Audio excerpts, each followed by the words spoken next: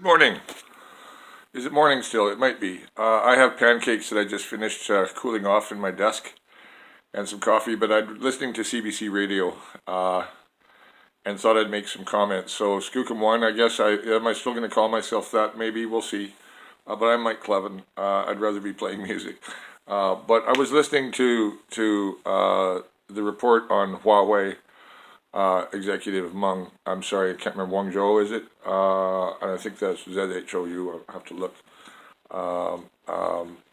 This very senior Chinese executive who's been, let's call it interned, right, in Vancouver by the Canadian government. And the repercussions of this in Canada are only just starting to hit. And the meaning of them, there's aspects that the American media, I hope that somebody is listening to me, I've asked them to, right, that there's things they don't know about the context when in the reporting, and this includes, the very good ones like Amy Goodman. They don't understand the full context here. So here's some aspects of the Huawei Meng Hwang-zhou detention that came up in the broadcast. So she's been, the bond for her husband was going to put up, but he's not a Canadian citizen, even though he owns two, I think it's a total of $15 million properties in Vancouver. So what's happened is that the realtor who arranged those purchases, and other business deals, and someone else who'd done business deals with Meng in the past of some kind, also the yoga teacher next door who put up 50,000. They're all locals who like her. And no doubt she's very likable. And Huawei is a very interesting firm. And their phones have certain technical issues that involve mass surveillance. Which of course is exactly what the iPhone and even the Android is all about. It's all about pulling us into the network and manipulating us. Now in China they have a very good civil order, other than the things they do to the Uyghurs and the Tibetans and certain of the other minorities. But in general, China is extremely well run, and people, you have some bad manners that have been, historical bad manners, horrible ones that have been corrected. I won't go on about China and its problems. But what's interesting here is that this presence of Chinese foreign capital in Vancouver is part of the essence of the city in the last 30 years, more than it ever has been, although it's always been here. An element of this is that the bank in British Columbia was bought by Li Ka-shing and is now a foundation of the Hong Kong Bank, otherwise HSBC. And that is essentially, Li Ka-shing represents Hutchison Whampoa, the great opium firm from the Opium Wars, right? And that's whose Li money is. So anyways, this is all the old Vancouver. That's old Vancouver, and he was just kind of repatriating some of it was always here. But then it came in a big way and became a casino and money laundromat. The casinos came because the Chinese loved to gamble, and the racetrack went nuts in the 80s. I remember late at midnight they'd be watching the Hong Kong races, and probably still do. In the middle of the night they'll be gambling at X Park, So anyways, it's part of us that the Americans don't understand. They report on this as though it's all about the U.S. and China. Yeah, it is, because Canada's been asked to do something for the United States, but as Justin said, nothing to do with me, it's just our process of justice doing what it's been asked to do, but that, it was not going to happen unless there's, good reasonable grounds. And really, exactly, I've heard arguments that, this involved business dealings in Asia between two Asian countries. It has nothing to do with the United States. It has nothing to do with Canada. So, but she's out. She's got an ankle bracelet on, and they're debating, or she's going to have an ankle bracelet on. Is it going to be a private security firm, or the court ordered one? But there's people that have put up a huge bond, massive. I don't know the total, but it must be in that 15 million range that her husband was willing to put up. But here's the other issue with that. Think about that, okay? This is top Chinese money. This is top Chinese executive money. Right, and this is already here in the form of all those who are known to have been using Vancouver real estate to launder money that they'd embezzled from the government of China. There's all kinds of them. Now, I'm not saying Meng or her husband are doing that, but it does raise the question of, who in the Politburo might own property in Vancouver through a proxy. Is this also somewhere that the actual Chinese government individuals perhaps including Xi himself, however it's pronounced, as Xi or Xi, XI, right? How it's pronounced. That this is like a sort of a bank here. Now it's been the market has gone down. The international money is looking for somewhere a little less risky because it's got risky now because people are starting to ask questions. But listen, America, listen up. This world ain't all about you, okay?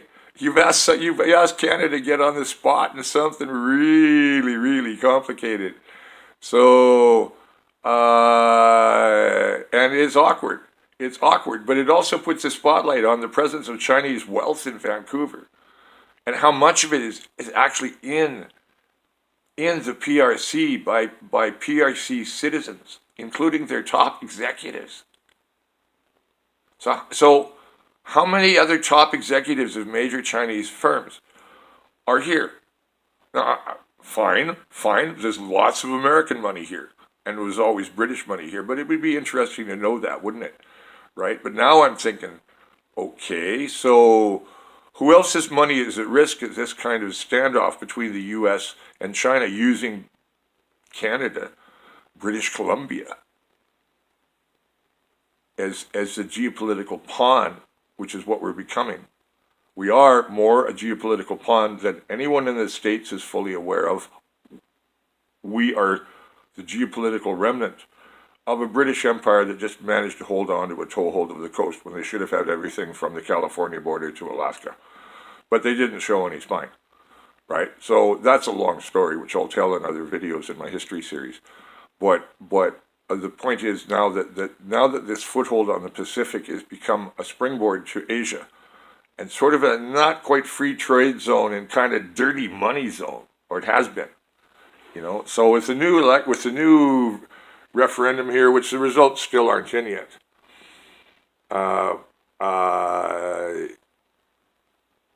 if it's gone the one way, well, I won't get into all the things about the history of the bad system here. But if it goes the new way, then there's going to be more public eye on the presence of why we are a pawn on the world financial stage and not masters of our own destiny here in British Columbia. And the reality is we're in between Alaska and the lower 48, and we're between Canada, which wants a port on the Pacific, and Asia. And we have no choice in what Canada wants us to do, really. But, destabilizing things that could happen here I've gone into in other videos. But the elements are all there. And one of the elements is that the U.S. and China have competing interests in British Columbia. This is kind of critical to this thing, is they've used the neutrality of the apparent neutrality or supposed neutrality of the British Columbia financial zone, which is informal but does exist, and it involves Alberta and other parts of Canada, but largely it's focused here. The presence of enough Chinese wealth to bail out a major Chinese executive who is. Yeah, I understand the Chinese state's outrage. I do. This has nothing to do with international law. And I hope that the Canadian judge sees that. I'm sure he does. But there's all this formality in the Canadian courts, and it's good to see that this procedure is being followed, and that there are people willing to stand up for her. It's a good thing. But how is this being painted in the States? I'll have to see. I haven't looked at the American media about this yet this morning. How are they even talking about this side of it? Or maybe it's being seen as, Chinese money being put up to help her through proxies, and it's actually a Chinese government conspiracy or some kind of weird American take on it. Well, it is Chinese government, of course, because the Chinese government is still a community of people, and they're often, very successful and technical people like Ms. Meng or Mrs. Just call them by their proper name, because her name's different than her husband's, I think. Or Meng, I don't know if it's Meng Hu, right, his husband, but maybe he has a different name. But hwang-zhou and all of them. The Politburo. And what other Chinese executives, let's start naming companies, what other Chinese executives have property in British Columbia or Alberta or Toronto? Right? And America maybe just might have to start waking up about this. As they are also that it's a given that there's Chinese intelligence here. Just as I've had three strange encounters with Russian women here, being very odd. This one was on the bus last night in the downtown east side. I won't tell the story. But yeah, there's an element here, other than the really sophisticated, intelligent Russians who are all over the place, medical class and stuff like that. Really good people. We're an international zone here in British Columbia, and America treats us as Canada. It's Canada. They don't understand that British Columbia is behind the Granite Curtain. That we have our own history here, and even for Canada, we're a foreign entity when they come here, and that's how they see us. And I'm getting tired of hearing, Canadians who are born here called immigrants. That's, I've grown to know a lot of the Sikhs and Farsi and Arabs and stuff in the last time, and my neighbors are often Chinese. I talk to them now. My grocer, and they're people who came here to have a better future, right? They're Canadians. Their kids are Canadians. They're not immigrants. And it really bugs me to keep on people, and also to see them excluded from the vote here. America, please wake up about that. We have voter suppression in British Columbia. Please watch my other videos. But yeah, the Meng extradition case, which the U.S. has no right to ask for under international law. It doesn't involve American law, anything that she's done. And nothing that she did is illegal where she did it. So America is wanting extraterritoriality of foreign citizens in foreign countries. America wants to be able to prosecute American law on foreign soil. America wants to be able to prosecute on foreign soil American law of citizens of a third foreign country with whom they have whatever dispute. So China has responded and detained a Canadian. They didn't detain an American.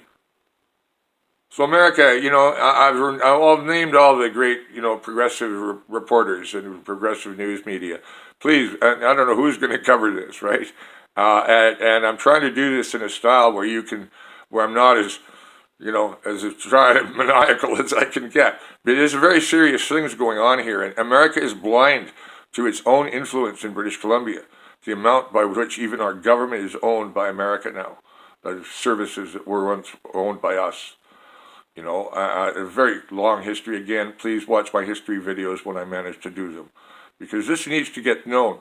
I'm tired of trying to talk to British Columbians. I'm trying to talk to the rest of the world, right? So America, I'm speaking America, I mean Amy Goodman, Cenk Uygur, John Oliver, all you guys, Trey Gowdy, Jesse, we need progressive Americans to wake up about not just Canada, but especially about British Columbia, right? And many in Washington are. I really like Governor Inslee. Right, and I see him as like a regional leader. I would support him as if you want to call it Cascadia, I would definitely go for him as like first head guy. But yeah, proportional representation in the Northwest, that would get really complicated. But it might be an interesting number to calculate.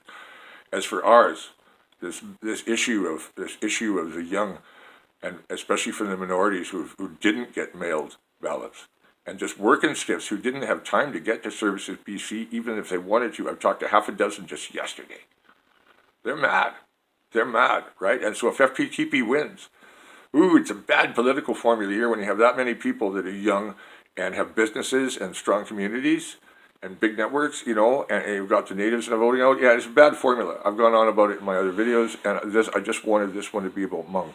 But it's a perfect storm here, and the Hmong situation has cast a light on Chinese money and Chinese influence in British Columbia, and the power that they have within our court system, which they deserve to have, because white wealth power has always had that here, and the history of white colonialism here is going to be part of my history series.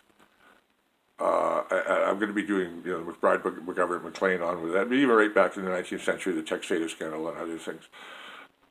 Anyway, thank you. I need to go probably reheat my pancakes and reheat my coffee. But this was worth doing. I'm going to upload it and get it out there and send it out to, the people who need to hear it. Dan Levin, Martin Lukács, I'm going to send it to Ian Young at the South China Morning Post. Please, sir, I'm talking to you, right? This is for you, right? This last bit. You write on Chinese affairs in Vancouver. I hope to see some really glowing interpretation, and maybe could you answer me those questions that I asked in this?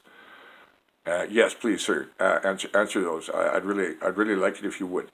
As to what other Chinese executives and big wealth of the stature of Ms. Meng, uh, uh, uh, what other ones are there? Are there any Politburo here? And this whole point about the presence of Chinese wealth and intersecting with American interests. I'm very concerned that the Americans are portraying this differently than it appears on the local context. And Canada is the one taking the heat from China for it. We've been used as a pawn, and British Columbia is the stage. And the Chinese presence in British Columbia. I'm turning so that you can see my view. I've been using the window light. That's the Fraser River. It's raining. It's wind and storm warning all day. That's British Columbia in December. The rest of Canada probably has snow, and certainly the mountains here do. So anyways, that's my morning. I'm going to reheat my pancakes. Thank you for listening. And I hope this is unusual journalism, but I'm a guy. I don't have any production facilities, and I do it when I can. And when I hear something that's really interesting, like what I heard on CBC Radio, so I'll try and find that broadcast and put it in the link in the upload of this to listen to. It was CBC FM on the new news, or the 11 o'clock news maybe, on what was today. This must be the 9th. No, 10th, 11th. This was the 11th. So the 11th. See, I'm outside of time. I just follow the day and do what I do. But yeah, this is all really interesting. So America, speaking to the American progressive media. I don't know which one of you will listen. I've asked many to listen. I don't see anybody watching my videos. Is it because I don't look like I don't have a suit on? I'm an old hippie. What do you want? Right? You want me to tear my hair back and get the beard trimmed? Or like what? Do I have to look middle class? Like come on now. I'm telling you the truth about the history of a place that you don't know, that you need to know. So Amy, Jack, John, Delmar, all you guys. I hope some of you come to see this. You got to learn about this place that you have tried to either taken big chunks of about 5 times or 4 times. I'd have to count them up. That had been British, right? That might have been British Columbia. By bullying and putsch is what you took here. And now you even bought our government in 2001, wholesale. So now it's an intersection of the American power here and the Chinese power. And the American power that's here is largely on the no side of the referendum and behind the Liberals. But they do have geopolitical interests here, including the pipeline, which is their own supply. And that is a big issue that all of the American progressive media need to understand from that context, that the politics between Alberta and British Columbia over this involve Washington State directly. So, Joel Connolly, I wish you'd cover this. I really do. This Times is a good paper. Seattle should be more open about what goes on in British Columbia. So that's my call out to the American media about the Meng case and about just British Columbia in general. You guys need to wake up, all right? So I'm only posting this on my Facebook, but it's aimed at America. So anybody who has contact with any of the reporters that I've mentioned, or news firms like that, send it on to them. Ask them to watch it, right?